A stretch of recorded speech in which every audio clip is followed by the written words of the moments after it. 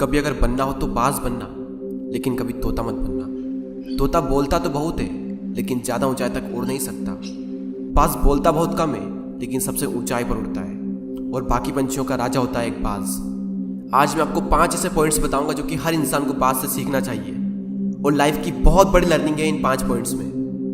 पहला lesson, eagle fly alone.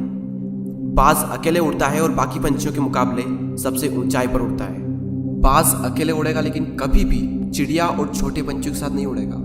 बाज हमेशा या तो बाज के साथ उड़ता है या फिर अकेला उड़ता है। और इससे हमें यह सीख मिलती है कि छोटी सोच वाले लोगों से हमेशा दूर रहें और अकेले रहो, क्योंकि यही वो समय है जब खुद को जानने का असली मौका मिलता है।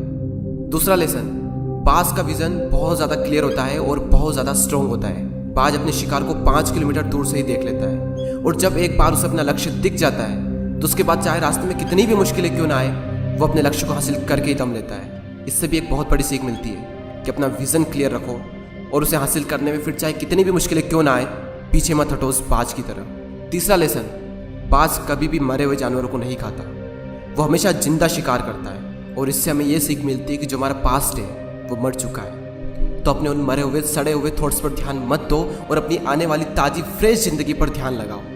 अपने पास्ट की पुरानी यादें जो तुम्हें तंग करती है उन्हें वहीं रहने दो जहाँ पर उसकी जगह है, और तुम्हारे पास्ट की जगह है तुम्हारे पास्ट में, उसे वर्तमान में जगह मत दो।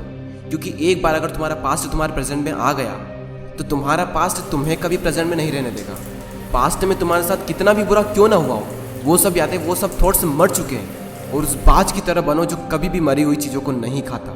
चौथा लेसन, जब आंधी तूफान आते हैं तो बाज बहुत ज़्यादा एक्साइटेड हो जाता है। जब बारिश होती है तो सारे पंछी छिपकर बैठ जाते हैं, लेकिन बाज को बड़ा मज़ा आता है। जब तेज हवाएं चलती है तो बाज उन हवाओं के सहारे और तेज़ी से ऊपर की ओर उठता है, और ऊपर उड़ते उड़ते इतना ऊपर उड़ जाता है कि बादलों से भी ऊपर पहुंच जाता है। और इससे भी एक बहुत बड़ी सीख मिलती है कि मुसीबत में मज़ा ढूंढो। और नेपोलियन हिल ने एक बार कहा था कि हर बड़ी चुनौती अपने साथ में एक बहुत बड़ा अवसर लेकर आती है। तो उस बाज की तरह तुम भी अपने अवसर को पहचानो, और जिस दिन तुमने अवसरों को पहचान लिया तो सारी मुश्किलें तुम्हारे नीचे होगी और तुम उन मुश्किलों के ऊपर होंगे। फिफ्थ लेसन, बाज अपने घोंसलों में से सॉफ्ट घास को हमेशा निकाल देता है, ताकि बाज का जो बच्चा होता है वो उसमें कंफर्टेबल ना हो सके। क्योंकि अगर वो घोंसले में कंफर्टेबल हो गया तो वो वहीं रहना पसंद करेगा, लेकिन बाज ऐसा कभी होने नहीं देता।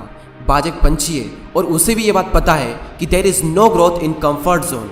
लेकिन हम तो इंसान है ना, और इंसान होने के बावजूद भी कई सारे लोग इस बात को समझते ही नहीं।